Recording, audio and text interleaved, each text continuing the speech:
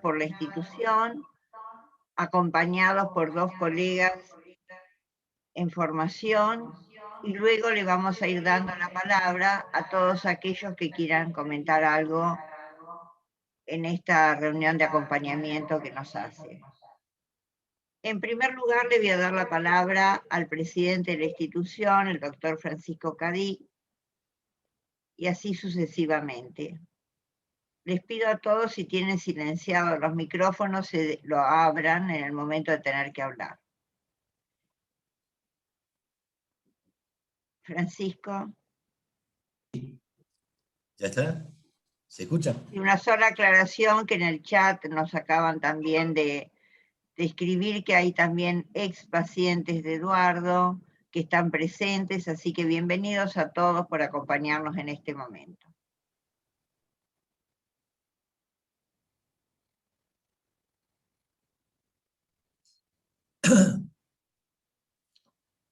Bueno, como decía recién Lili, esta pandemia nos ha traído unas cuantas tristezas y desgracias. Empiezo por esto, pero después vamos a levantar el nivel. Y es que no nos ha dejado acompañar a gente muy querida, o a separarnos de gente muy querida durante los últimos tiempos. Y bueno, y a algunos les pasó alguna cosa así, como enfermarse o fallecer, y nos queda esa sensación de no haberlos cuidado, ¿no? A mí me queda esa sensación. Y me pasó con amigos como Eduardo y con familiares muy queridos también. Así que esta reunión a mí me viene bien personalmente para despedirme de Eduardo, recordándolo. Yo tuve mucha suerte. No sé cuánto tiempo tengo, pero me avisás, pero van a ser 10, 15 minutos o menos tal vez. Yo tuve mucha suerte en mi formación cuando entré en APA, porque tuve suerte de tomar clases con gente a la que he admirado y admiro. Y tuve suerte porque algunas de esas personas terminaron siendo y son amigos míos, ¿no? Bruno, Eduardo fueron los dos más amigos, que llegamos a una amistad y alguna confidencialidad que me hizo muy bien. Y los sigo admirando, y Eduardo es uno de ellos. Yo voy a contarles 2 o 3 charlas que tuvimos durante algunos años con Eduardo, solos, cenando en algún lugar y charlando. Y en esas charlas con Eduardo de repente aparecían cosas, frases que me quedaban, ¿no? Y él las decía con una cierta indiferencia, podríamos decir. Decía algo que a mí me dejaba pensando mucho, y lo decía como al pasar mientras se comía un plato de ñoquis. Así que una cosa muy linda, que bueno, lamentablemente se interrumpió. Entonces, tengo 2 o 3 temas de charla para compartir con ustedes. La de nivel científico más alto que tuvimos con Eduardo, se borraron todas las personas, no sé si está todo bien, sigo Maridel, se borraron todas las pantallas. Sí, nosotros te vemos y te escuchamos bien, Francisco. Perfecto, adelante. Entonces, uno de los temas científicamente más difíciles que hemos tratado en las charlas fue la noche porteña, un tema tremendo. ¿Por qué la noche porteña? Porque Eduardo y yo fuimos habitantes casi extranjeros de la noche porteña por cosas de la vida. Él fue, siendo un chico, violinista de una orquesta de tango cuando él iba a ser, o hubiera sido, un concertista clásico, y como toda la vida lo fue. Y yo trabajaba de chofer de taxi. Entonces los dos teníamos una idea de la noche porteña, porque yo trabajaba de noche, que donde no éramos pertenecientes a eso que se llamaba la noche porteña, los tangueros y todo eso, que ya pasaron, no sé si se seguirán existiendo. Y entonces lo que en esas charlas sobre este tema científico que es la noche porteña, lo que siempre me llamaba y me empezó a llamar la atención eran las perspectivas que tenía Eduardo sobre las cosas. las perspectivas novedosas, las perspectivas que, como digo, a mí me dejaban pensando, me enriquecía mucho, y él le salía muy fácil estas cuestiones. Bueno, este era uno de los temas donde nos identificamos, porque como digo, yo ya era estudiante de medicina por recibirme, y él era un estudiante de violín clásico y evidentemente talentoso, y ahí andábamos. Otra charla que tuvimos, que también quería compartir, porque por ahí lo conocen, los más cercanos, fue sobre el neuropsicoanálisis. Estábamos hablando él me hablaba a mí, porque yo de neuropsicoanálisis no lo sé o lo estudié un poco, pero no es lo mío, y me dices que teníamos que formar la revista argentina de neuropsicoanálisis. Yo podía darle una mano en la cosa organizativa, pero en realidad los que estudiaban con él eran más Liliana, Daniel Bieber, eran los más cercanos a él en esta vía. Entonces, lo que importa de esto no es el tema de la revista, sino que ahí me entero que la revista internacional del neuropsicoanálisis, que dirige con mano de hierro desde hace años un tipo muy inteligente, que es Mark Solms, y un Oliver no sé cuánto, él estuvo en la inauguración. Esas son las cosas de Eduardo que no se sabían, ¿no? Estaba metido en cosas en Nueva York, en no sé dónde, andaba por ahí, interviniendo, y siempre muy respetado, obviamente. Entonces, se separó del proyecto de la revista de neuropsicoanálisis de Solms, porque Solms quería partir de la patología, y él creía que había que entrar en el neuropsicoanálisis más desde la teoría del desarrollo, de la teoría evolutiva. Para no entrar en detalles que por ahí son engorrosos, una de las demostraciones de este modo de entrar en el neuropsicoanálisis, en la formación de la mente, está en un artículo que es cortito, pero que es una maravilla, que se llama el niño Mozart, creo que se llama, o el pequeño Mozart, y está en la revista número 9 nuestra, de la Sociedad Argentina de Psicoanálisis, y que es un artículo que es para divulgarlo entre nosotros, ¿no? En la formación permanente, porque tiene unas ideas muy originales, muy originales. ¿Qué dice, digamos, dentro del texto del pequeño Mozart, que él era lo que quería describir, ¿no? Y las virtudes musicales de Mozart? Elabora una teoría de cómo se forma la mente. Entonces habla de le voy a poner el nombre, que se llaman estructuras básicas isomórficas, una idea de Eduardo, mediante las cuales se relaciona el pequeño, no solamente con el lenguaje y con la música. Dice Eduardo que la música sería una forma específica y particular de la formación de la mente, la estructura de la música. Con el lenguaje, con las matemáticas, otro tema de Eduardo, y con el espacio. Y además, y esto es lo que me interesa a mí transmitirles, con otro ser humano, la relación con otro ser humano. Cuando estaba recordando esto,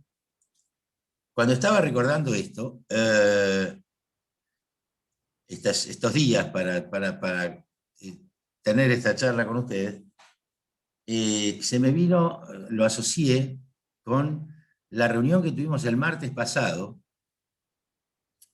la reunión científica en SAP, sobre un trabajo de Rafael Paz, donde el trabajo es complejo, tiene mucho material, mucho contenido, esto lo comentamos, pero se trata justamente de esto, ¿no? Del encuentro entre dos seres humanos y cómo se perciben, entre otras cosas. Y una de las apoyos teóricos que pone en su comentario Rafael apela a Walter Benjamin y la teoría del aura. Daniel Bieber, siempre prendido en estas cosas, lo amplió también, pero fíjense que sobre el mismo tema, que es el encuentro con otro ser humano, y sobre todo en lo que refiere al psicoanálisis, en lo que refiere a la actitud del psicoanalista para poder comprender y contener, no en el sentido frívolo de la contención, sino en un sentido mucho más sutil. Una frase de Rafael fue: una sonrisa vislumbrada a través del barbijo puede tener un efecto de contención. Una sonrisa vislumbrada detrás de un barbijo. Quiere decir que hay una actitud de una persona para poder, y ahí vuelvo a Sájarov, hacerse cargo de otra persona. Esta frase tan sencilla, y ya voy terminando, esta frase tan sencilla que dijo Eduardo, una de las últimas cosas que me dijo y que la estoy repitiendo desde hace, no sé, 1 año y medio, es que los psicoanalistas que formemos nosotros en la SAP tienen que ser capaces de hacerse cargo de otra persona, o mejor dicho, de una persona, no dijo de otra. Tienen que ser capaces de hacerse cargo de una persona. La frase es sencilla, sencilla, pero cuando la colocamos en la discusión, como hicimos el martes pasado en la reunión esta que les menciono, vemos que no cualquiera se puede hacer cargo de otra persona. Y de esto hay muchísimos trabajos. Ferenczi lo llamaba tacto. Por ahí no está traducido bien, pero lo llamaba tacto, que era la capacidad que tiene una persona de poder imaginar lo que el otro piensa. Era algo más o menos así. Empatía, etcétera, etcétera. Revería, o sea que no es un tema inocente, esto de estar al lado de otra persona y hacerse cargo de otra persona. Pero lo que quería resaltar era esta particularidad de Eduardo, de decir cosas aparentemente muy sencillas y muy densas, muy profundas. Y era, bueno, en efecto de su tremenda inteligencia y cultura, ¿no? El tipo sabía casi de todo, de antropología, etología. Los ejemplos que utilizaba fueron siempre muy variados, y algunos muy divertidos, pero siempre, siempre sólidos, ¿no? Siempre consistentes. Así que lo vamos a extrañar, Eduardito, porque era un tipo que hacía poco ruido. Ven en las fotos que aparece más bien sonriente, pero un tipo muy austero en las demostraciones. Era muy alegre, de buen humor, pero no hacía ruido, no se peleaba, no discutía, pero había que escucharlo.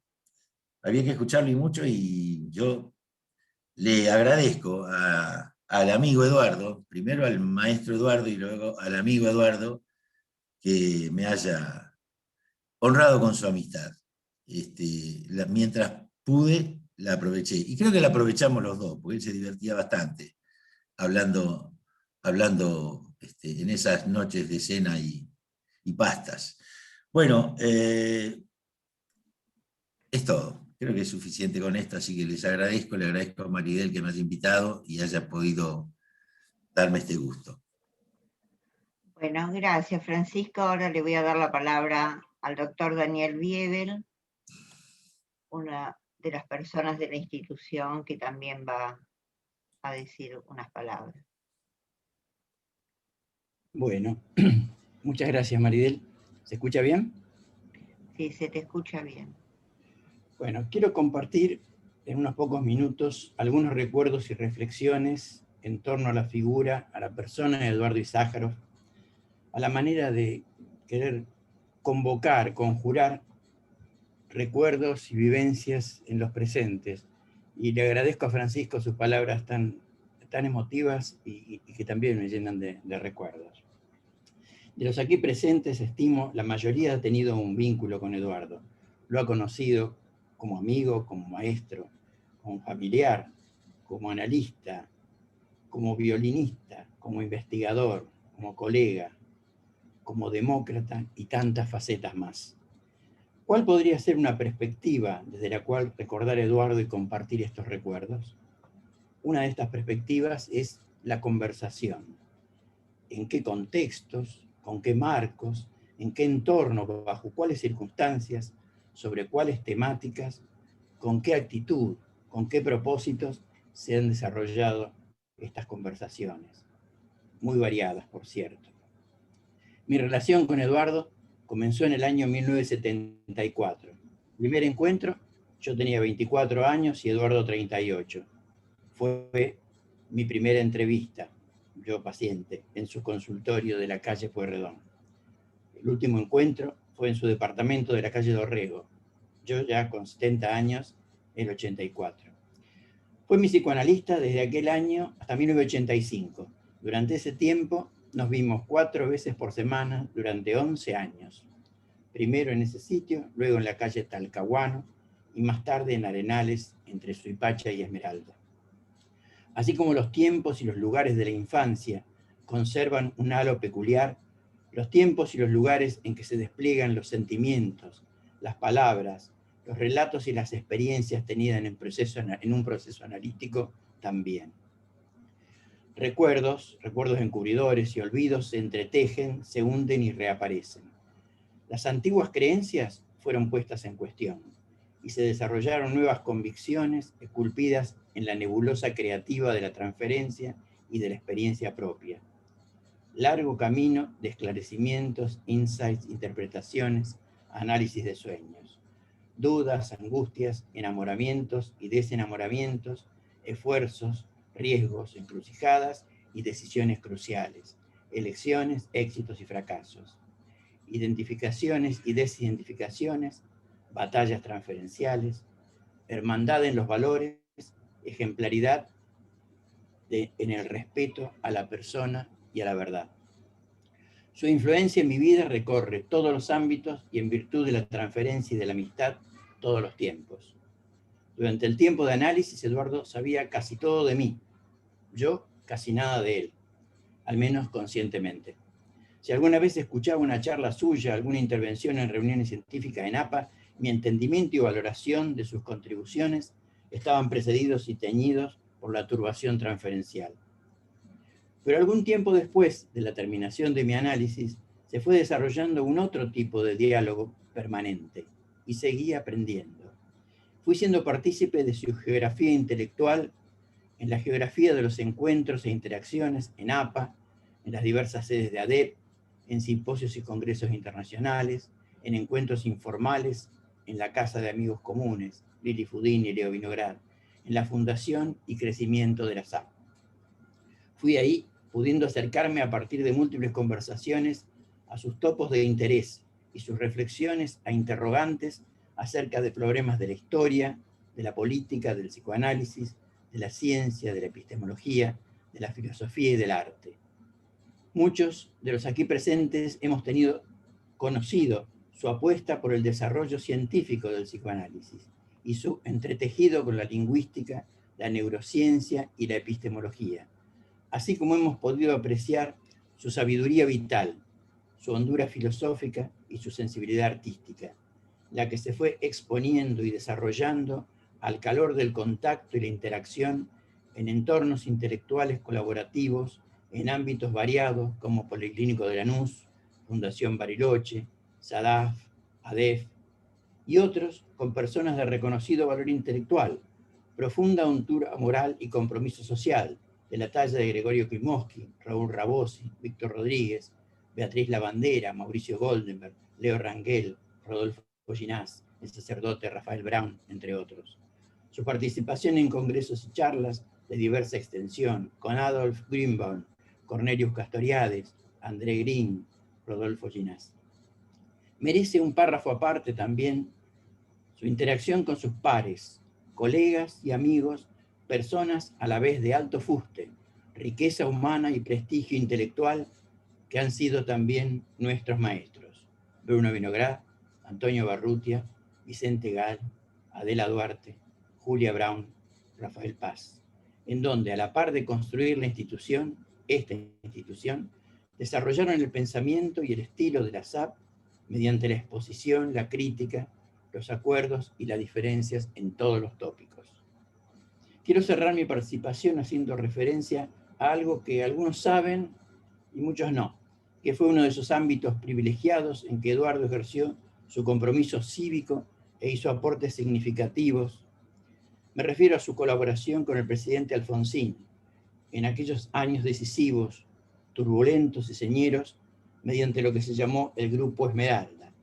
Voy a citar entrecortadamente una nota de Maximiliano Campos Ríos, en la que dice: en 1984 Alfonsín quería armar un equipo de gente que acercara ideas y conocimiento al gobierno. Para ello contactó a Mayer Goodbar, a quien había conocido por medio de Roulette. Goodbar comenzó el proceso para reclutar un equipo intelectual para el presidente, pensando en la idea de los speechwriters que asesoraban al presidente norteamericano Franklin Roosevelt. Para ello, Goodbar convocó a Eduardo Izájarov para que lo ayude a constituir un equipo de análisis del discurso y comenzara a trabajar. Armaron un primer equipo y luego Goodbar e Izájarov sumaron a otras destacadas personas. Este último grupo estaba llamado a lograr renovar y aportar ideas para mejorar el discurso del presidente. El grupo adoptó un nombre, el Grupo Esmeralda. El Grupo Esmeralda tenía dentro de su composición a De Ípola y Portantiero, que venían del Club de Cultura Socialista, pero también a intelectuales que venían del campo de la semiótica, como Graciano, o de periodismo como Bufano, lo cual daba una amplitud de ideas y visiones. Las reuniones eran periódicas y se reunían quincenalmente con el propio Alfonsín, quien fijaba en gran medida la agenda. El objetivo era claro: mejorar y lograr un discurso sólido que diera a Alfonsín el sustento necesario para lograr llevar adelante la consolidación de la democracia. Cité este párrafo recortado para mostrar apenas algo del enorme trabajo, dedicación y desvelos y concentración puestos por Eduardo a otra de sus pasiones: ayudar a la restauración de la democracia y los valores democráticos.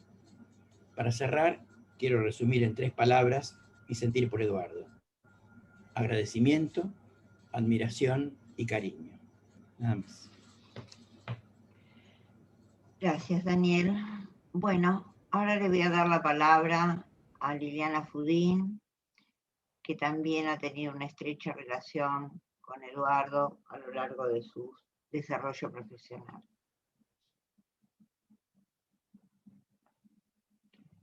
Lili, el micrófono.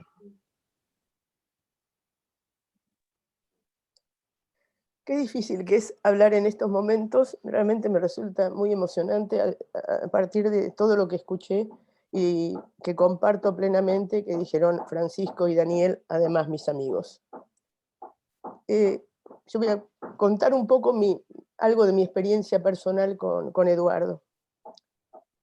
Yo conocí a Eduardo allá en 1987, más o menos, como alumna de un seminario de APA.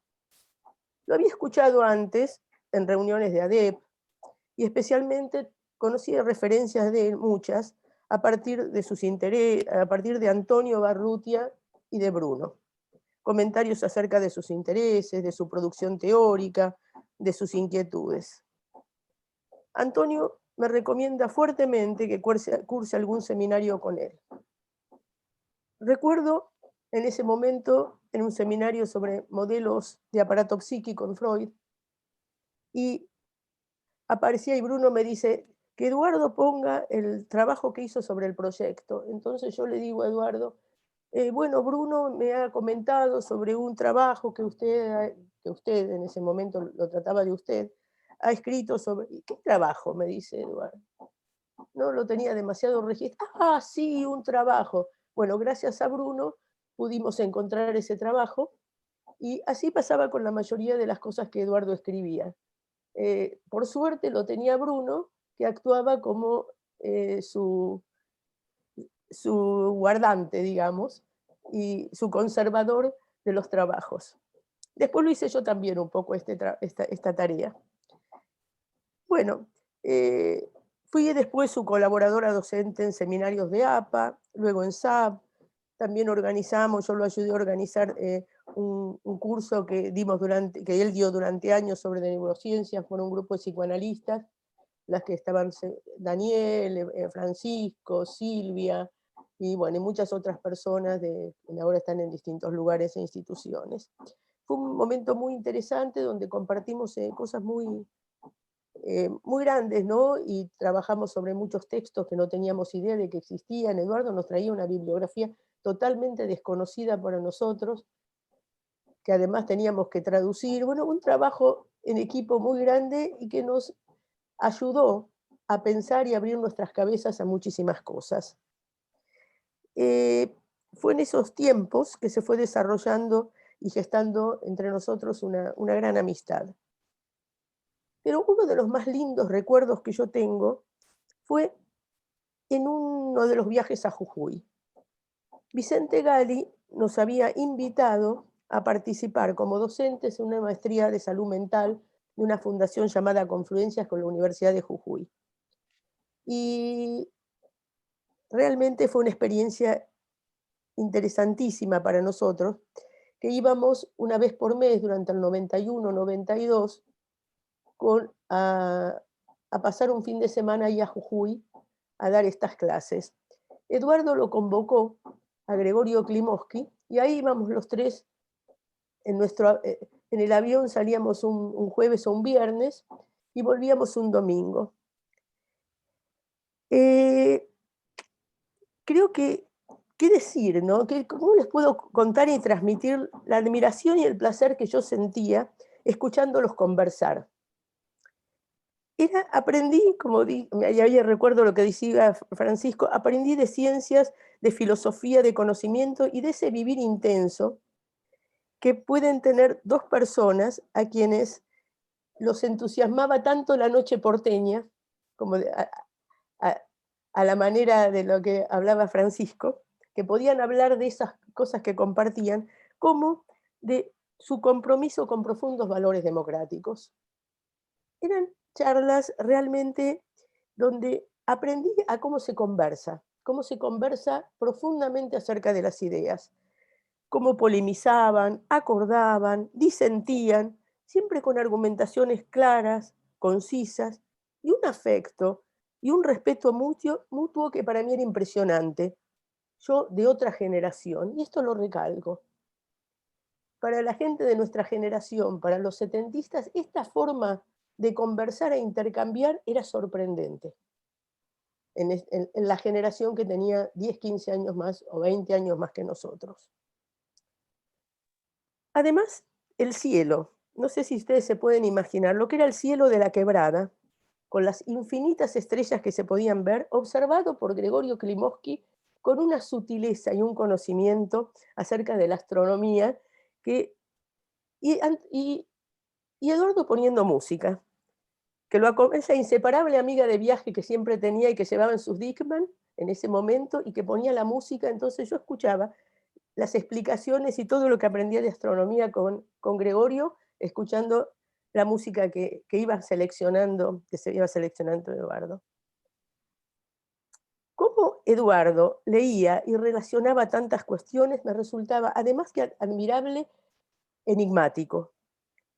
Tal vez en las reuniones públicas no podía expresar todos esos aportes en las distintas facetas que tenía, pero sí en las reuniones más personales o de grupos más pequeños.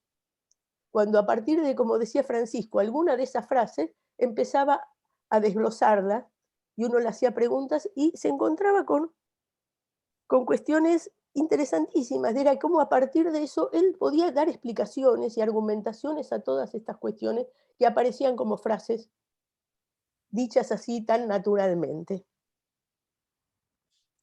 Cuando escribía, tenía un especial cuidado de hacerlo en la forma más sencilla posible. Comunicar de una forma accesible para cualquiera era un valor muy importante para él. En los últimos años, cuando se consolidó nuestra amistad más de iguales, supongo, o sea que yo me asumí también como una señora con mis años ya puestos, y no como solamente una alumna, hablamos y compartimos muchas más cosas de la vida, de los intereses más personales, de nuestros gustos y nuestras preocupaciones. Distintos temas lo apasionaban. Cómo van conociendo el mundo los bebés, cómo aprende el cerebro, cómo aprenden a interpretar música los niños. Escuchamos intérpretes diferentes de obras monumentales, muchos de ellos niños. Los fascinaba cómo los maestros actuales de música lograban esa profundidad en la enseñanza y en la interpretación. La música era su pasión, le dedicó mucho de su vida. Su maestro, según contaba él, Dierko Spiller, lo preparó para ser solista. Y, según reflexiones de Eduardo, él se dio cuenta que a él le gustaba más tocar en ensambles. Asocio a esto una característica de Eduardo muy interesante. Cuando encontraba algún actor que leyéndolo o escuchándolo lo hacía pensar, le despertaba interés, le escribía para conocerlo y tener un intercambio personal con él. Así en neurociencia se hizo amigo de Ginás, de Grunbaum como epistemólogo, y con mucha gente que nombró antes Daniel, en distintos ensambles que él fue realizando a lo largo de su vida. Charlamos mucho de música en los últimos tiempos. Diría que en los 2 últimos años fue un tema importantísimo en nuestras charlas. Compartíamos una especie de devoción por Bach y lecturas sobre su obra. Eduardo me acercó textos de musicólogos importantes y compartimos versiones de obras que nos interesaban. Y acá encontré algo clave. A mí siempre me intrigó su manera de pensar, cómo él construía sus pensamientos, de cómo armonizaban sus múltiples intereses y conocimientos, y por supuesto su afectividad jugando en todo esto. Nuestras largas charlas y audiciones de Bach me dieron la pista. Este pensamiento que sorprendía con una ocurrencia por ahí y que luego desarrollaba, explicaba en diferentes dimensiones, pero con suma claridad. Abría el debate, a las objeciones y se entusiasmaba con la conversación. Mi hipótesis es que los múltiples intereses de Eduardo funcionaban a la manera de una partitura de Bach, con una polifonía brillante, a veces como canon, otras como fugas. La fisiología de la mente era como un título general en el que podíamos meter todo esto, que era su pasión. Pero él sonaba en ensamble, siempre era en comunicación con los demás y sus encuentros con los otros. Así sonaba el psicoanálisis. En esta polifonía teníamos el psicoanálisis con temas como Freud, Bion, Lieberman, Winnicott. Teníamos la neurociencia, pero fundamentalmente, como recordó Francisco, con las funciones del cerebro, no con la patología, con cómo funcionaba el cerebro, con distintos autores, con Candel, con Ginás, después la filosofía, con la epistemología fundamentalmente, pero también con temas que iban de intereses filosóficos de él que iban desde Spinoza hasta Habermas, a quien estudió mucho en los últimos años. Y la música funcionando además como un modelo también de mayor nivel. Todo sonando en simultáneo, con el temperamento del ejecutante, Eduardo. A veces más comunicativo, a veces más retraído, pocas veces enojado, siempre comprometido con lo que pensaba y sentía.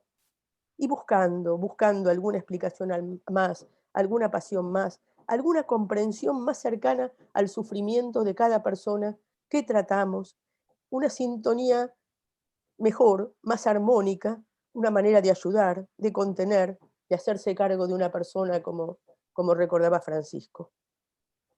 Y para terminar, quiero también hablar de mi agradecimiento.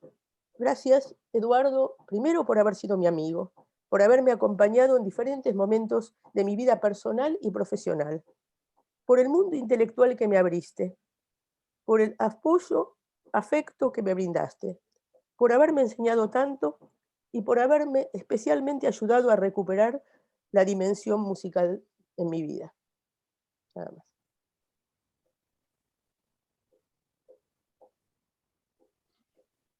Gracias, Lili. Bueno, ahora le voy a dar la palabra al doctor Bruno Winograd, compañero y amigo de Eduardo, varias veces mencionado en las palabras previas. Bruno.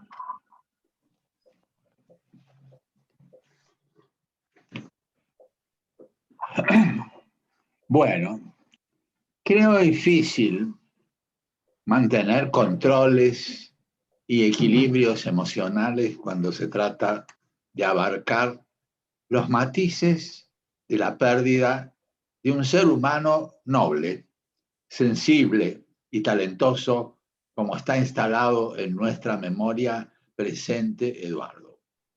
Haber tenido el privilegio de compartir amistad, intereses profesionales durante breves 60 años, me permite admirar las combinaciones que confluyen en la construcción de humanidad plena que irradia con vínculos múltiples. Pensando en el Flaco, genio y figura, lo asociaría con la época de la Ilustración, o como yo me la imagino, la Ilustración, o con este hermoso texto sobre la Viena de Wittgenstein. ¿Por qué el Flaco era de esa época? Porque Eduardo no mostraba solo unas sumatorias de intereses y recursos que han sido mencionados por los que me precedieron, intelectuales múltiples y variados, el psicoanálisis, la interdisciplina, la epistemología, la música, las neurociencias, y como se diría en alemán, un so weiter, que es el etcétera del alemán.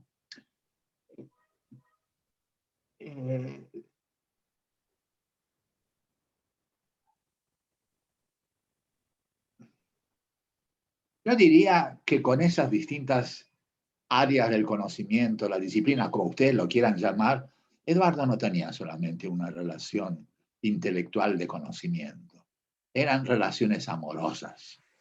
Eduardo amaba ese distinto tipo de actividades, que uno si lo describiera como recuerdo y como imagen, no diría, uy, un psicoanalista que toca el violín desde los 4 años. Diría, un psicoanalista que ama la música desde los 4 años. Un amigo mío, profesor de piano en París, tocó una vez con él la sonata Kreutzer y se enojó. Me dijo, no puede ser que el hombre no se dedique a la música. Y yo dije, ¿por qué se tiene que dedicar a la música? Porque está imbuido del amor a la música. Eso es la verdad.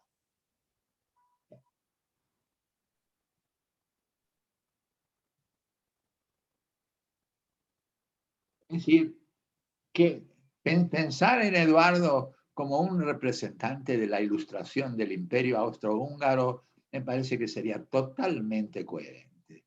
Era de esa época, por sus intereses intelectuales, por su cordialidad, porque nunca lo escuché maltratar a nadie, por tener una finura vincular y relacional que es de otro planeta. Ese planeta era el que él habitaba.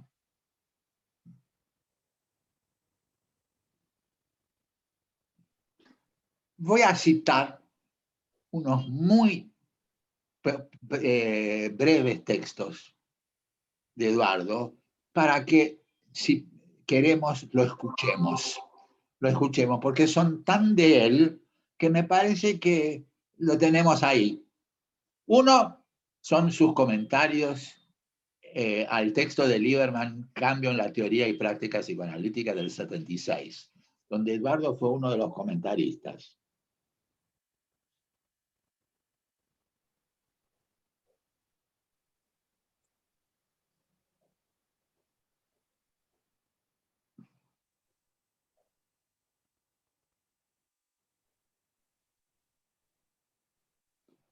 El otro texto es un precioso trozo de psicopatología clínica que estoy seguro que lo han escuchado por 20 lados, porque lo hemos metido en todas partes, por la potencia semántica que posee, que es Comunicándonos en Sesión, que además fue el título del libro que escribimos juntos.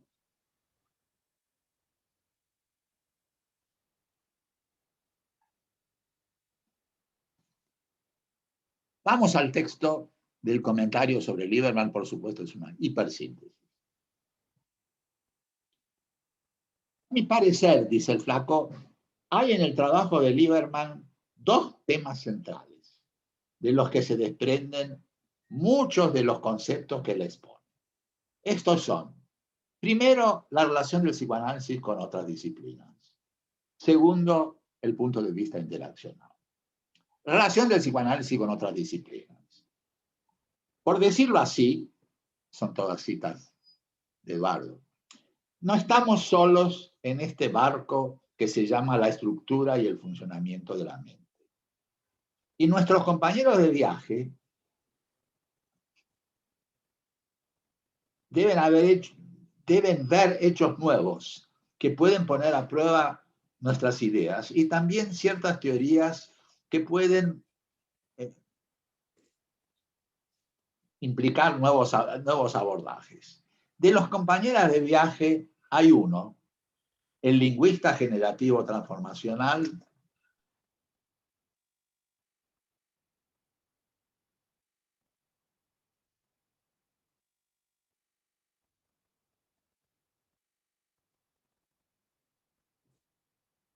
Bruno, se te fue el micrófono. Bruno, el micrófono.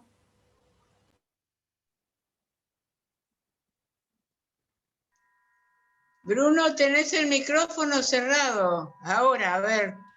Ahora. Bueno. Todos sabemos que Eduardo era una de las personas que más conocía la lingüística chomskiana entre nosotros. Y no estoy haciendo competencia cuantitativa. La conocía profundamente, la explicaba como nadie. Bueno, dice él, compartimos con ellos, con los lingüistas, cierto grado de conceptos básicos. Algo así como la brújula y las cartas de navegación, en la analogía del viaje. Aunque cada uno tenga distintos puertos de destino, esos conceptos son, primero, la enorme complejidad de la conducta. Esto está escrito hace más de 50 años, ¿no? Digo que lo tengamos presente, si lo vemos al flaco acá, lo veríamos una actualidad absoluta. La enorme complejidad de la conducta, que no se deja comprender desde un solo ángulo y frente a la cual, por el momento, ninguna teoría puede brindar una explicación unitaria. Segundo, la importancia de un universo abstracto que subyace a los hechos físicos de la conducta. Para nuestro compañero, el lingüista, eso está representado por lo que él llama la estructura profunda y superficial del lenguaje. Tercero, la combinación de libertad y control.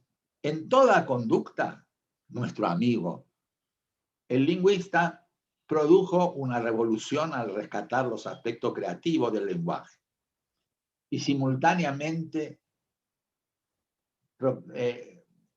proponer el sistema de reglas finitas que permiten generar infinitas oraciones. No hago ningún comentario, creo que el texto habla por sí solo. De la lucidez de un personaje 50 años atrás, no podría ser hoy, ¿no? Sería lindo que fuera hoy. Bueno, el punto de vista interaccional. Uno de los aportes más importantes de Lieberman me parece que es el haber llamado la atención sobre la relación entre los estilos comunicativos y el conocimiento psicoanalítico, sobre estructuras profundas del comportamiento. Por último, lo de último es por el apriete del texto que hice yo. Deseo agregar que en psicoanálisis disponemos de una gran cantidad de experiencias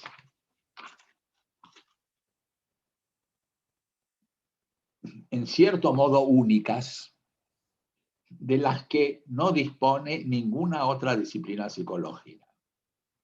Trabajar sobre los procesos con nuestros pacientes actuales y pasados puede ser una vía de acceso inestimable al conocimiento de áreas de la mente que quizás no se pueden estudiar de otro modo.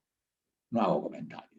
Me parece que el texto es absolutamente ilustrativo de una manera de pensar el psicoanálisis del siglo XXI, no de hace 50 años cuando el flaco lo escribió. El otro texto que cito, que es una joyita, en el cual tengo intereses personales porque escribimos juntos el libro, se llama Comunicándonos en Sesión, que lo hemos paseado por cuanto auditorio se pueda imaginar, así que espero que ustedes no estén cansados por eso. Voy a citar una muy breve comentario de Eduardo sobre el primer viñeta que presenta, que es de un señor que Julita Brown lo llamaría sobreadaptado, ¿no?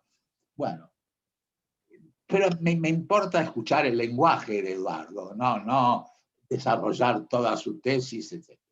Dice Eduardo: le dije al paciente, ¿no?, que tenía la impresión de que el trabajo y la preocupación no dejaban lugar a otras dimensiones de la vida. Yo diría, si yo tuviera que armar un vocabulario de señalamientos semánticamente interesantes, incluiría eso. Otras dimensiones de la vida, ¿no? Es decir, no hablaría de sobreadaptación a lo Pierre Martí o Joyce McDougall, sino de alguien que en lenguaje cotidiano transmite lo que es no tener sensibilidad para ciertas cosas de la vida. Bueno, sigue. Él contesta que en efecto no tiene otros problemas. Finalmente, le digo que me llama la atención, no parecen formar parte de su vida elementos de todos los días. Él se queda un momento pensativo y me dice que es cierto, que él ni siquiera podría hablar de esas experiencias, no sabría qué palabras usar. Es suficiente, es un muestreo de un psicoanalista hablando creativamente en el espacio llamado por Pichon sesión unidad del proceso. Pero estas citas y semblanzas podrían dejar afuera los valores del ser Eduardo como colega, amigo, hijo, padre, que siempre fueron caracterizados por la cordialidad y el compromiso afectivo. Resultan ilustrativos de un amigo inolvidable y siempre, y esto lo digo con acento, siempre presente. Nada más.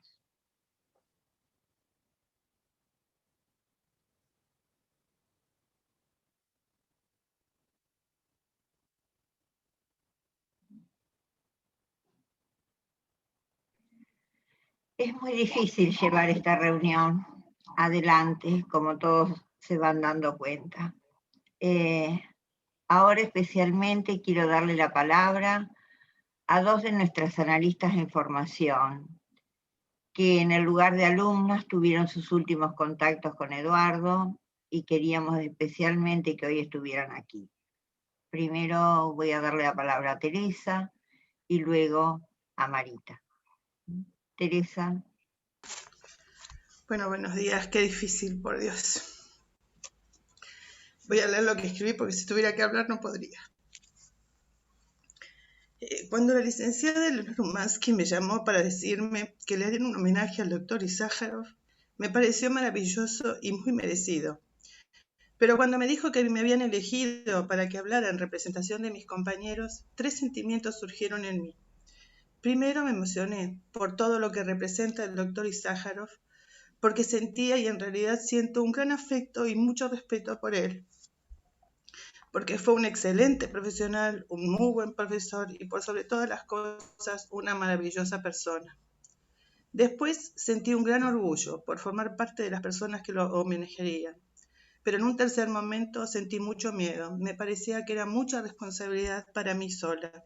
Eduardo fue alguien muy importante en el instituto para que solo yo estuviera representando a los analistas en formación en este espacio. Sé que todos deben tener algo para decir de Eduardo. Pensé luego en mis compañeros del último seminario que dio, Florencia, Silvia, Cintia, Philip y Marita. Entonces dije, es con Marita, la licenciada María Marta Capur. porque juntas compartimos y disfrutamos el seminario de neurociencias en el que él nos introdujo en un mundo poco conocido y difícil, pero que nos cautivó con los relatos de sus experiencias tan variados como interesantes. Juntas festejamos cuando nos enteramos que tendríamos clínica referenciada con él. Sabíamos que iba a ser un espacio especial y de mucho aprendizaje. Juntas nos entusiasmamos cuando él propuso una investigación sobre la educación en la que estaba trabajando. Y juntas lloramos cuando nos enteramos que no lo volveríamos a ver. Por todo esto pensé que juntas deberíamos rendir este homenaje en el que nos sentimos tan comprometidas. No quiero ni puedo hablar de Eduardo con tristeza, aunque alguna lágrima aparezca por ahí. Él siempre fue muy vital, hablaba de proyectos a futuro con los que siempre se entusiasmaba y entusiasmaba a sus colegas. Siempre con una sonrisa de niño, franca, contagiosa, transmisora de confianza. Yo agradezco a la vida que me permitió conocer a alguien como él, con tantos y tan variados conocimientos, que con la humildad de los grandes y con la generosidad de las buenas personas, compartía con quienes estuviéramos dispuestos a aprender. Esa forma tan particular de transmitirlos, entre el aporte teórico y las anécdotas personales, los hacía más accesibles y aprehensibles. Los seminarios del Dr. Isájarov siempre portaban sorpresas, nunca eran aburridos ni monótonos, aun con temas que podrían serlo. Siempre tenían su toque, sus aportes fueron siempre enriquecedores. Por todo esto solo puedo decir gracias, Eduardo. Gracias, Dr. Isájarov. Me hubiera gustado seguir disfrutando de su presencia, pero me queda todo lo que aprendí. Sus enseñanzas estarán siempre conmigo y sé que muchos de mis pacientes se verán beneficiados con ellas. Le doy la palabra a mi compañera Marita. Marita, ahora te damos la palabra a vos. Bueno, qué difícil. También yo escribí unas palabras porque no hubiera podido si no, la verdad. Bueno, agradezco esta invitación, la verdad, en primer lugar a Teresa, también a las autoridades de instituto, para homenajear a nuestro maestro. Así lo llamamos, quienes compartimos el último seminario con él. Difícil tarea, que ahora corroboro, rodeada de sus amigos y colegas de toda la vida. Un desafío poder enfrentarme a emociones muy cercanas y muy frescas aún. Recuerdo el día en que lo conocí. Fue el último miembro de SAP con quien debía realizar mi entrevista para el ingreso. Tenía pánico. Hoy pienso y digo claramente porque no sabía con quién iba a encontrarme. Lo recuerdo y me río un poco de mí. Me recibió en su casa.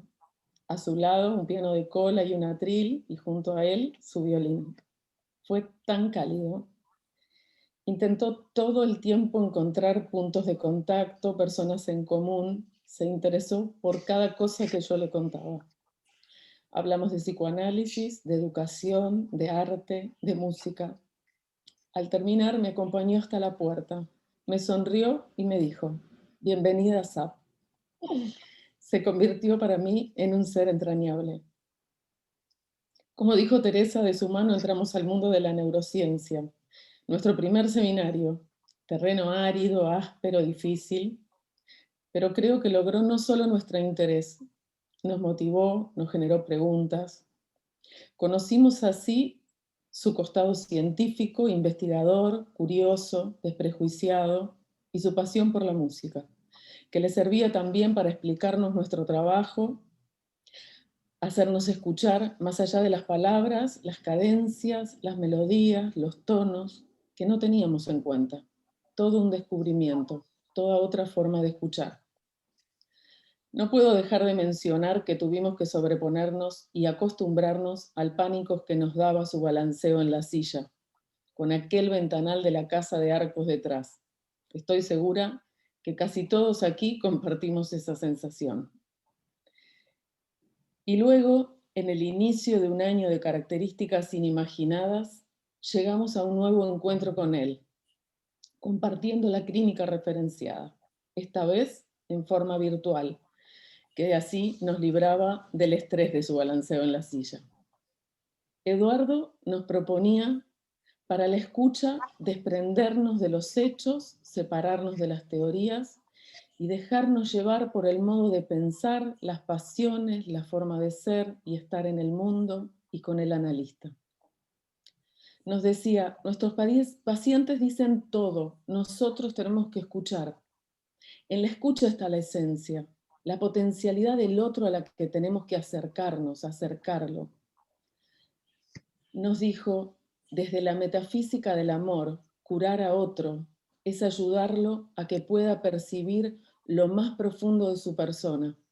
La terapia es una forma de amor. Ayudar al paciente es hacer lo que no ve que realmente puede ser, más allá de las falsedades que se van formando a través de la vida. De esta manera se fueron abriendo muchas y novedosas dimensiones: epistemología, psicoanálisis, música, filosofía, neurociencias, y de su mano innumerables autores. Siempre llamando nuestra atención, invitándonos a salir de los lugares cómodos de nuestro saber, a innovar. Animémonos a pensar cosas nuevas, a crear, a no encasillar en nuestros esquemas, nos decía, tratando de que el otro encaje en nuestras categorías. Investiguemos las suyas, exploremos, entendamos sus propios recovecos, metámonos en las calles de su pensamiento, entendamos sus recorridos. Solo así podremos ayudarlo, acompañarlo. Hemos sido realmente afortunados de haber compartido esta experiencia con él, los 6, y me animo a sumar a Carolina Hoffman, quien lo acompañó. Los 7 disfrutamos de cada encuentro, de cada intervención. Estoy segura de que es y será para nosotros un referente, una brújula. A través de su inmensa sensibilidad, de su escucha atenta, pausada y profunda, logró transmitir el respeto por el estilo del otro, el empuje de seguir creando y construyendo una práctica clínica que se abre a la exploración y al descubrimiento de las infinitas dimensiones subjetivas con la mirada de quien desea conocer con humildad y con dedicación. Me resuenan aún las carcajadas, en especial las del último encuentro. Luego de una larga explicación, hizo una pausa, un suspiro y dijo, me cansé. Y se empezó a reír, y nosotros nos reímos con él, nos dijo que acababa de cumplir 85 años y que por lo menos 84 habían sido muy valiosos, que se había esforzado en muchas cosas muy distintas, de distinta naturaleza. Y dijo, trabajé mucho. Estos 85 años fueron muy trabajados. Mientras decía esto, no paraba de sonreírse y de reírse. Y así lo vamos a recordar, riéndose y proponiéndonos nuevas ideas, nuevos desafíos, nuevos proyectos. Así lo voy a recordar yo, con una sonrisa. Gracias, Eduardo. Gracias, maestro. Te extrañamos tanto. Gracias. Gracias, Marita. Bueno, voy a ir nombrando a las personas que me han ido pidiendo la palabra y les pido a todos si los pueden poner en el chat quienes quieren hablar o marcándolo con la mano levantada para que, como tenemos varias imágenes, 2 o 3 secciones, pueda identificarlos. En primer lugar, le voy a dar la palabra a Beatriz Luna y luego a la doctora Adela Duarte. Beatriz. Sí, muchas gracias. Buenos días. Primero quiero agradecer poder estar en este sentido homenaje hacia Eduardo. Yo fui paciente de él hace ya varios años y durante bastante tiempo, y llegué a él a través de Bruno, colega, maestro mío en la escuela de psicoterapia y también amigo. Él me derivó a Eduardo Izájarov. La verdad es que, bueno, tendría muchísimas cosas para decir de agradecimiento hacia él y también a Bruno, que me hizo tan buena derivación. Pero bueno, en este momento no puedo ni corresponde, ya han dicho muchas cosas que las siento muy profundamente adentro, pero solo una llamémosle anécdota. La última vez que lo vi a Eduardo, ya no era paciente, estaba él con Bruno entrando en el Teatro Colón. No sé si Bruno recordás. Y yo estaba con Luis, con mi marido, entrando también. Nos abrazamos muy cariñosamente y me dijo, Betty, ¿por qué no me llama un día y nos tomamos un café juntos? A mí me encantó en ese momento. Y después, siempre por llamarlo, y yo creo que son estos restos transferenciales tan ambiguos que quedan, se me fue pasando el tiempo, pero siempre lo tenía presente, le decía a Luis, tengo que llamarlo a Isájarov, tengo que llamarlo a Isájarov, y también tenía miedo de encontrarme, no sé cómo estaba él, yo no lo veía porque yo estoy en Ardeva, así que no compartía ni chat, ni nada, ni Zoom, ni nada. Bueno, la cuestión es que se fue, no tomamos el café juntos, y la verdad que estoy con esa pena que me acompaña desde que supe su partida. Y bueno, este es un pequeño granito de arena por todo lo que él me dio. Y le estoy tan agradecida. Solo esto. Y un beso a todos aquellos que han dicho estas cosas tan lindas. Gracias. Gracias, Beatriz. Bueno, Adela y luego Rubén Zuckerfeld. Adela, ahí está. Sí, yo desactivé el micrófono. O mejor dicho, activé el micrófono. Yo lo que quería es brevemente decir en cuanto mi amistad con Eduardo viene de largo tiempo. Eduardo, yo lo conocí en Lanús. Yo entré a trabajar al Policlínico de Lanús siendo alumna, y Eduardo se enteró que yo viajaba desde Florida a Retiro, de Retiro tomaba un trolley, después tomaba y bajaba en determinado lugar y después tomaba otro colectivo para llegar a Lanús. En realidad viajaba como 2 horas para llegar al Policlínico. Entonces me invitó a que fuera a su casa, y de ahí me llevaba y me traía hasta su casa para que me fuera más sencillo llegar a Retiro y tomar el tren. Yo vivía entonces en Florida. Eso me ayudó muchísimo en toda mi recorrida por Lanús. Después yo viví en Estados Unidos varios años, y Eduardo, cuando andaba por ahí, nos visitaba, a mi esposo y a mí, y a mí me pedía, por favor, mostrame los hippies. Y yo vivía justo en el barrio hippie, en el Village de New York, en pleno hippismo, y entonces nuestras recorridas por la ciudad eran de lo más divertidas y entretenidas. Mi acercamiento posterior, cuando volví a la Argentina, fue muy grande. Nos veíamos con alguna frecuencia, me invitaba a escuchar sus clases de piano, muchas veces iba a su casa en la calle Arenales a escuchar a él tocar el violín con una pianista que tocaba en su piano de cola, y cenábamos juntos. Y finalmente, cuando vivía en la calle, en el edificio Dorrego, también nos juntábamos para charlar y tener largas conversaciones de lo más interesantes y divertidas, así como que él venía a mi casa. Nuestra participación tanto en ADEP como en SAP, como último espacio compartido, fue muy grande. Mi gratitud y mi afecto por Eduardo fue y sigue siendo muy grande. Gracias. Rubén, gracias, Adela. Bueno, estoy muy muy emocionado por lo que estuve escuchando de colegas y amigos que han tenido relaciones prolongadas e intensas con Eduardo.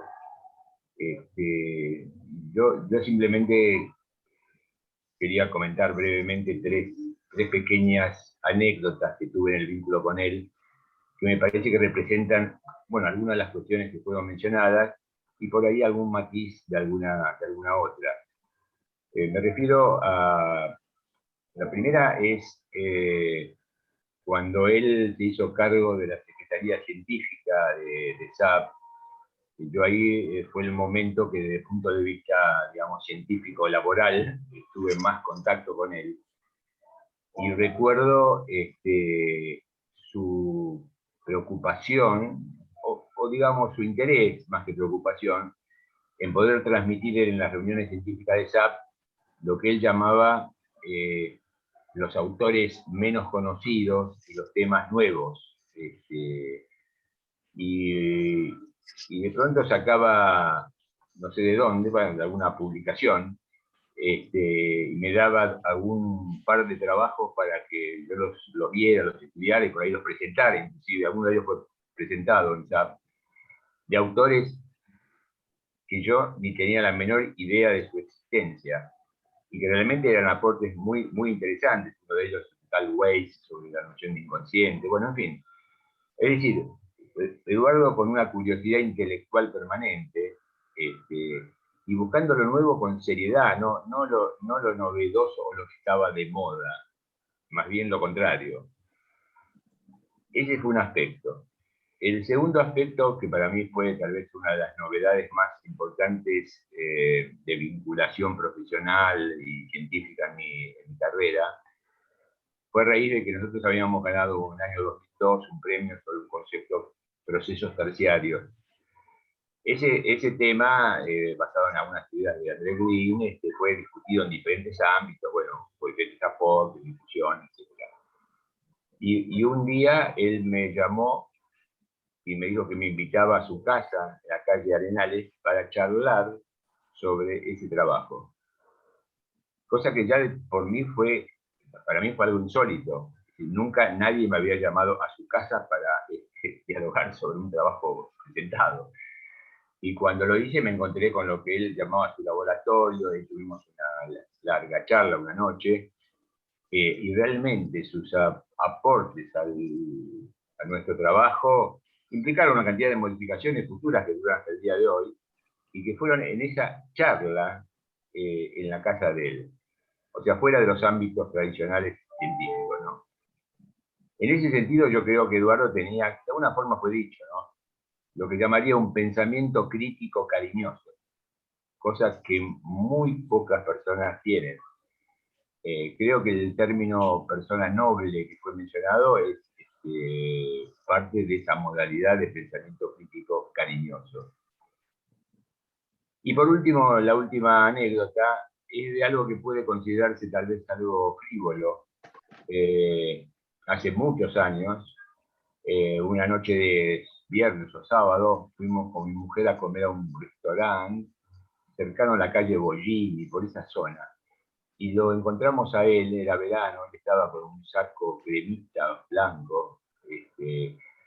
Mi mujer no lo conocía, y yo se lo presenté. Y después, bueno, cuando nos fuimos, mi mujer me dice, qué hombre tan elegante. Lo dijo con un tono cuasi erótico, con lo cual a mí me dio un poquito de celos. Y me dijo, qué lindo saco que tenía.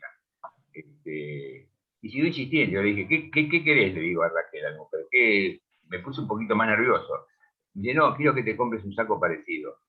Y permanentemente, ella, que lo veía más aisladamente, siempre me mencionaba su proverbial elegancia. Yo mencioné al iniciar esta anécdota que lo veía un poco frívolo el tema, pero en realidad hay una idea de elegancia que tiene que ver con la vitalidad. Y yo creo que en ese sentido, si hay alguien que era muy vital, como recién último comentaron, que sonreía hasta en los últimos momentos, ese era Eduardo. Así que un abrazo para él y para su familia, ¿no? Nada más. Gracias, Rubén. Bueno, ahora le voy a dar la palabra al doctor Ricardo Carlino y luego quisiera que los familiares que nos están acompañando, si quieren decirnos algo, participen ellos. Doctor Carlino.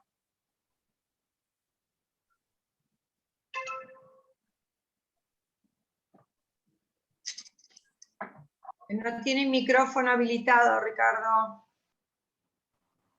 Bueno, decía que buen día a todos mis amigos de SAP. He pasado por distintos momentos emocionantes aquí, de alegría y momentos también de cierta nostalgia por la pérdida de este destacadísimo colega. Yo lo conozco como colega, lo conozco también de hace muchos años, porque era el papá de una compañera de mi hija en la escuela, y también lo conozco en la vida científica.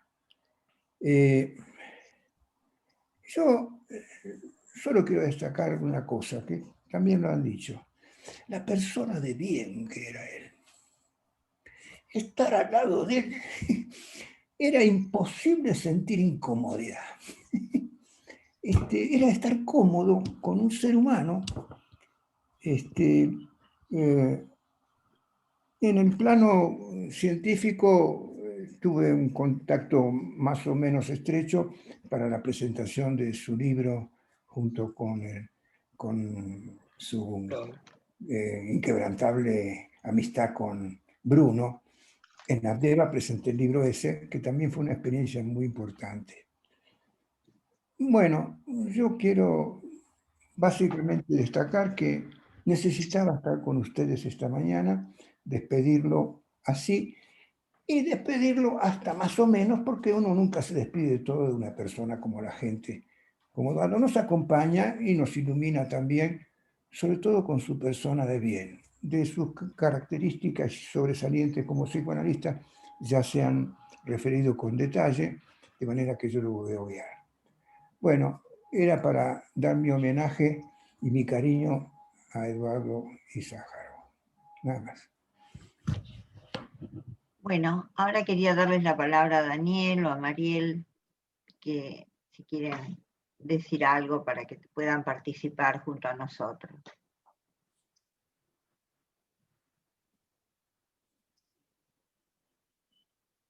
Bueno, en primer lugar, agradecerles, pero un montón, este encuentro. Era muy necesario, fue muy difícil la despedida en soledad, lejos todos aparte, digamos, no pude ni despedirlo, él con COVID, yo con COVID, o sea, era imposible. Así que esto es sumamente importante para mí. Quería agradecerles infinitamente todos los mensajes, a los que mandaron mensajes, a los que no mandaron mensajes, los que están acá, agradecerles a todos por todas las cosas lindas que dijeron. Y sí, digamos que desde el punto de vista profesional de mi papá yo no voy a aportar nada, ustedes saben mucho más que yo. Pero bueno, fue un excelente padre, un excelente abuelo, siempre muy presente. Perdón por la emoción, pero yo soy muy llorona, además. Cosa que él siempre le resultaba raro que yo llorara tanto, porque yo soy de las que se emociona no sé, en un brindis de Año Nuevo. Y él me decía, ¿por qué llorás? Era como, siempre le resultaba raro que yo llorara tanto. Pero bueno, soy así. Así que bueno, básicamente eso, agradecerles infinitamente por todo esto. Y acá estoy con mi mamá, la primera esposa de mi papá, que también quiere decir algo. Y yo también estoy muy conmovida porque, bueno, estuve casada con Eduardo 15 años y tuvimos nuestros hijos comunes, los nietos comunes, y el vínculo entre Eduardo y yo nunca se rompió, nunca se quebró, simplemente tomamos caminos diferentes y siempre estuvimos muy unidos en nuestra tarea de padres y de abuelos. había un lazo que no se podía romper de ninguna manera y nunca se interrumpió. Y quería decir lo mismo que dijo Mariel, fue un abuelo excelente, un padre excelente, un amigo excelente.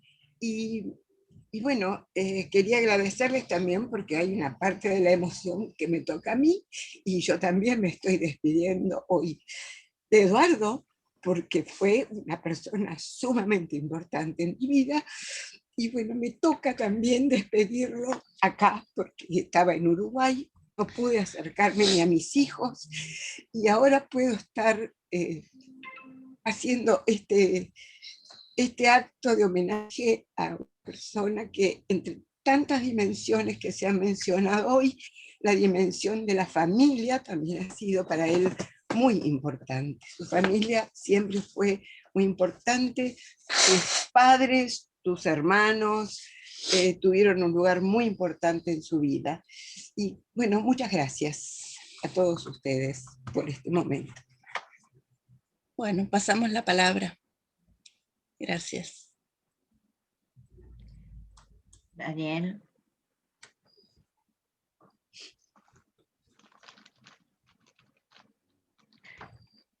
No te escuchamos, Daniel, a ver si podés.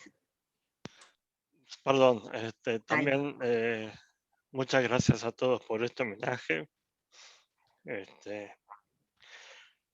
muy fuerte todo esto.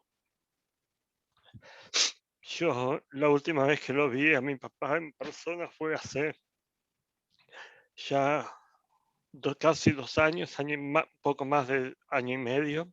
Yo vivo en Canadá hace 20 años. Y bueno, siempre tuvimos conversaciones telefónicas 1, 2, 3 veces por semana. Eran cortas, 10, 15, 20 minutos, pero era la forma que teníamos de estar conectados. Siempre estaba también muy atento de cómo estaba yo, cómo estaba mi hija. Un vínculo muy, muy cercano con los dos. Así que bueno, siempre estará en la memoria.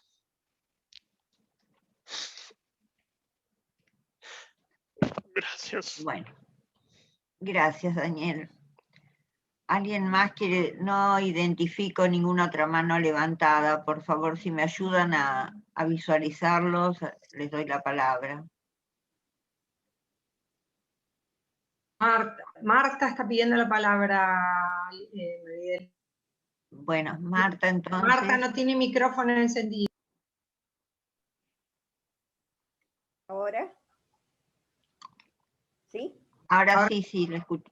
Yo soy Marta, una prima hermana de Eduardo el Flaco, el primo de los juegos infantiles, de las charlas de adolescentes, de acompañamientos de jóvenes adultos, y el Flaco que se me ha completado hoy, con todas las áreas de todos los movimientos intelectuales, afectivos, etcétera, etcétera. Y estoy sumamente agradecida también y muy emocionada. Me imagino cómo estarán ustedes, Dani, Susi, Mariel.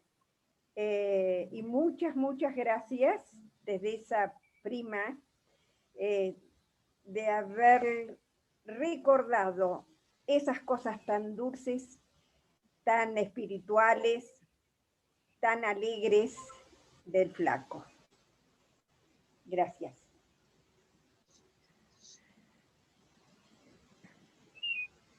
María, ¿alcanzás a visualizar a alguien que yo por ahí no veo, que levante la mano?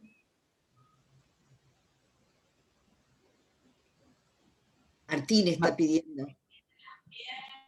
Martín, por favor, tenés el micrófono cerrado, Martín. Ahí sí. Ahora te escuchamos. Bueno, mira, muy breve, porque se ha dicho todas las cosas que yo acuerdo, comparto, inclusive un poquito lamento no haber estado más cerca de él en el tema de la lectura y de las discusiones con sus textos. Pero siempre fue un referente de mucha importancia. Por supuesto que por ahí para mí estuvo un poco más a través de Bruno y Antonio. Pero quiero hacer un comentario sobre la música y Bach. Si él estudió música, escuchó música y siempre fue muy sensible a la musicalidad, yo tengo la impresión que eso formó parte muy importante, fundamental de su estructura cerebral y mental. Y quiero contar, ahora que dicen que él era apasionado de Bach, una anécdota que él me contó de Bach, porque yo lo solía ver en el Colón, y cuando salíamos y lo encontraba, eran 5 minutos de intercambio, pero nunca de pavadas, porque yo le preguntaba y me entregaba a escuchar lo que iba a decir. Él me contó que Bach tenía tanta pasión por la música que cuando estaba escribiendo, creo que era el arte de la fuga, estaba muy grave Bach, estaba ya a punto de fallecer, y estaba escribiendo una parte en el camisón que usaba para estar en la cama. Se ve que se usaba camisón. Y falleció. Y si ustedes escuchan ese fragmento de la música, el impacto de presenciar casi o sentir el momento que Bach deja de escribir, lo cual quiere decir que escribió con pasión y entrega a la música hasta que no pudo más, pero hasta ahí. Y yo tengo la sensación de que Eduardo, con el relato de las carcajadas, se ríe, la hija llora, pero es una expresión de una emoción intensa. Escribió también de lo que tenía interés, o leyó, o miró, hasta que se le acabó la escritura. Simplemente quería recordar, porque ustedes habían hecho ese comentario de la admiración de él por Bach, que yo la sabía, pero no la tenía tan así afinada como la acaban de mencionar. Cariños a los familiares, y Eduardo se fue su persona, pero no sus escritos, y sigue presente cada uno de los que conocimos y en SAP, sin ninguna duda. No, nada más. Julia, María. Sí, ya la di. Julia, por favor, saca el micrófono, desmutealo, Julia. Sí.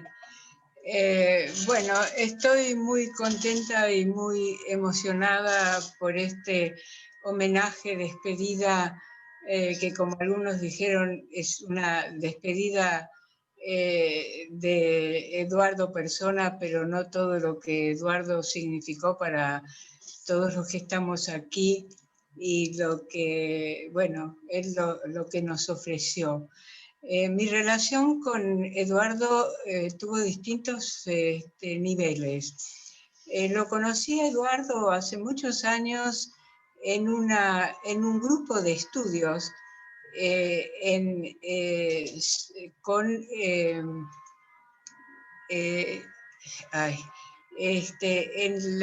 el consultorio de Janine Puget.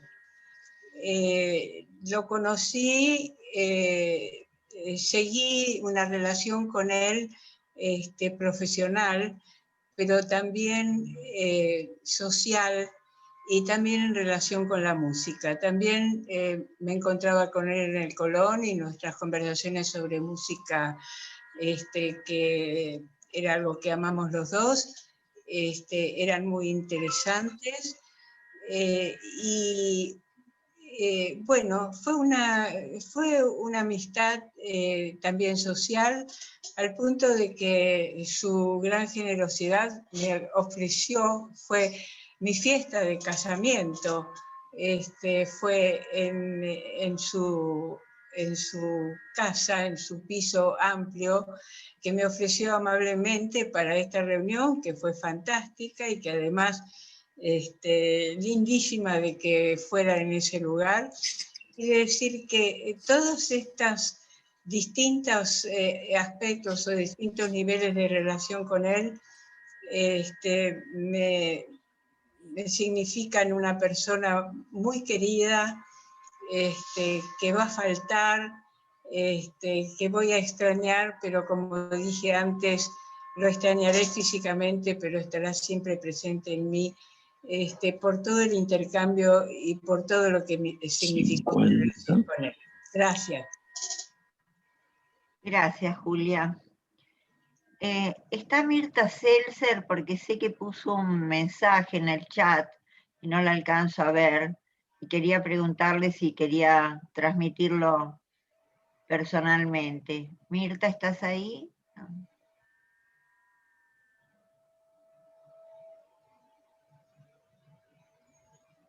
Mirta. Bueno, sé que dejó un mensaje en el chat, por eso quería darle la palabra.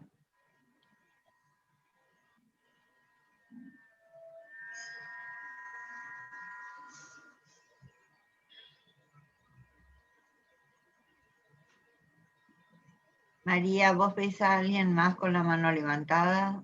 No, no. Ah, Francisco. Sí, ahora Francisco. Sí, bueno, es muy breve. Para los admiradores de Bach, en este artículo que está en la revista de SAP, número 9, acuérdense, sobre el pequeño Mozart, empieza hablando de Mozart y lo que llamaba la genialidad de Mozart y le da una explicación científica. Pero menciona que el que era el más completo de todos los que utilizaban estas estructuras básicas de creatividad y de conocimiento era Bach, por algo que él explica. Se los recomiendo porque es muy claro el artículo, es muy claro. Y tan claro es que yo al final no tuve la disciplina de decir más ordenadamente todo lo que tenía más parado, porque, bueno, es la despedida del flaco. Es la despedida del flaco. No se puede mantener mucho la eficiencia y el equilibrio. Bueno, pero ese artículo y esa perspectiva teórica, yo la asocié con la reunión científica del martes pasado, donde hablamos del mismo tema desde una perspectiva totalmente diferente. ¿A qué venía esto? Seguramente lo asocié, como diría el flaco, por mis estructuras básicas isomórficas, porque se pueden, siendo de tan diferente perspectiva, los dos son riquísimos artículos, pues están muy claros y muy sólidos. Entonces, no se puede, no es para comparar, sino para aprender dos posibilidades de la estructuración del aparato psíquico, de las emociones, del contacto con la realidad, etc. Termino con esto. Y esto me hace sentir, y termino con esto, estoy muy contento de estar en SAP y de pertenecer en SAP, porque se producen estas cosas, ¿no? Desde una reunión de homenaje se saca una idea, la revisamos un poco y tenemos ya la posibilidad de discutirla, de compararlo, de hacer lo que sea. Hay una posibilidad de intercambio que no se da en todos lados y que esperemos que se mantenga. Y en ese sentido el flaco era un ejemplo, en el sentido de la generosidad intelectual, ya lo dijeron, y de la calidad de sus ideas. Nada más, un pequeño agregado. Gracias. Bueno, ahora le voy a dar la palabra a Lili, a Bruno y a Daniel como para el cierre de la participación de ellos, a quienes les habíamos pedido que trajeran sus recuerdos a esta reunión. Lili.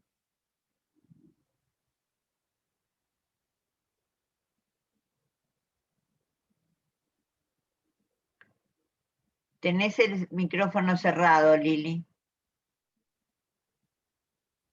Liliana, está el micrófono cerrado.